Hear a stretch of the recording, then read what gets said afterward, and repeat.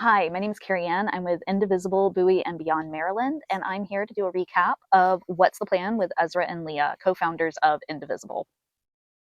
So I'm just going to give a very brief overview about what went on in today's meeting, what was discussed, and we will want to encourage you to go and watch the whole thing for yourself. Ezra and Leah have a lot of expertise and give a lot of insight into the situation from their own perspectives as activists and previous congressional aides. So I highly encourage you to go and watch that.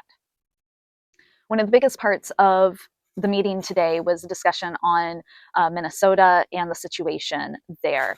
Tomorrow is a national day of solidarity with Minnesota. Minnesota is doing a general statewide strike.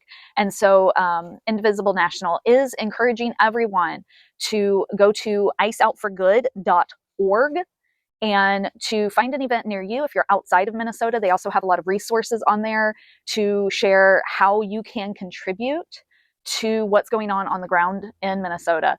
And if you're in Minnesota, we are standing with you. There is a vote today to give ICE more money. So keep an eye on how your congressional representative votes today. I'm in Congressional 4th District. That's Glen Ivy.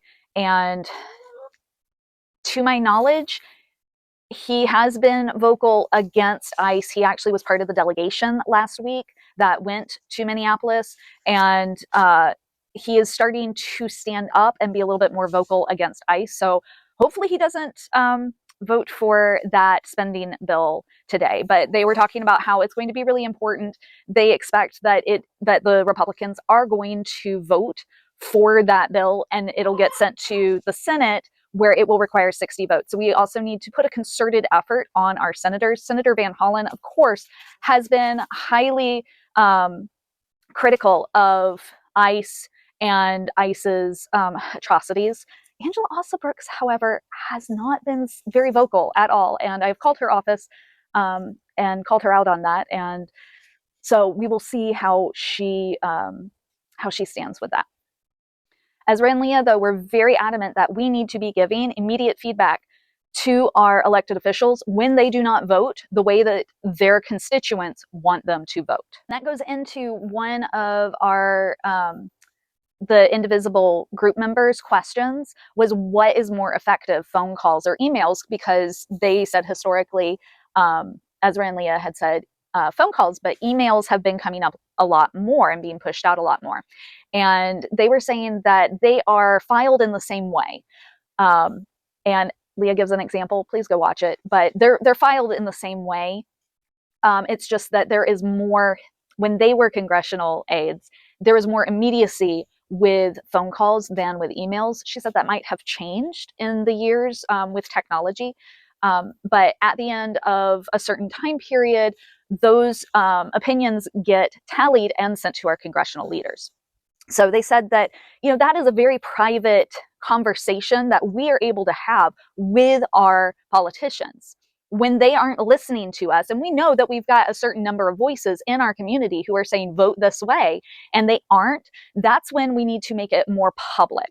And I feel like that was a really important takeaway for myself from the call today, was that the next level is taking our opinions and making them public, going as a group to the congressional leaders' district offices, going and making some sort of public statement, writing op-eds, included in protests, do a group letter as opposed to just your voice, your single opinion to your congressional leader. So there's a lot that we should be doing on top of these weekly phone calls.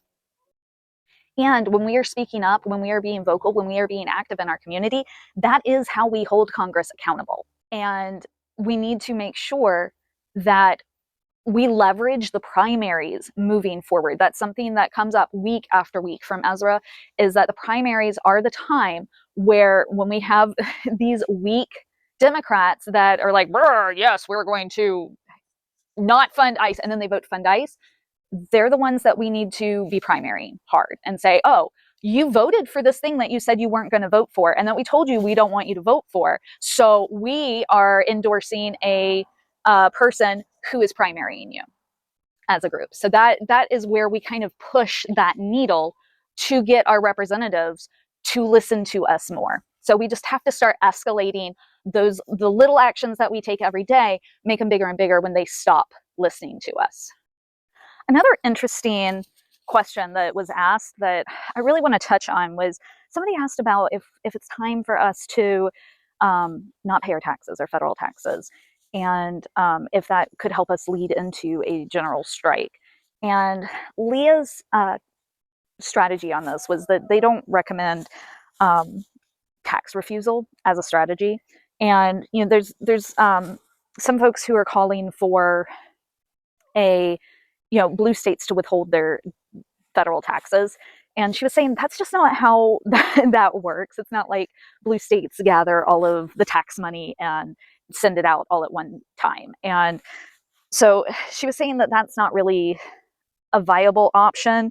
But that does lead into, the general strike that Minnesotans are putting forward tomorrow. And we can engage in that as states outside. We can stand in solidarity and then observe how this works and see if we can figure out ways to implement it in a much broader sense.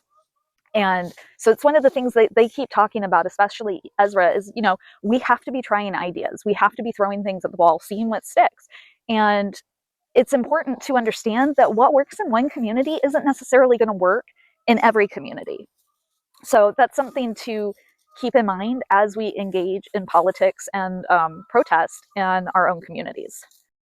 And there were, of course, several questions about ICE and, how do we react when they don't follow the laws? And what good is asking for more restrictions on ICE activity and funding when they already aren't following the laws that are in place?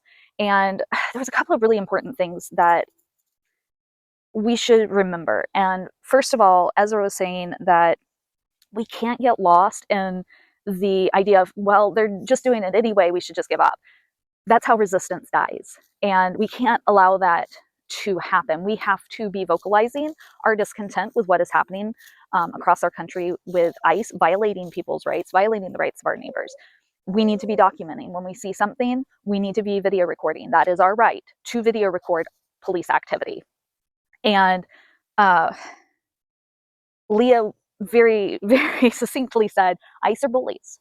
And as an organization, and really as the regime, the whole regime, they operate on bully tactics.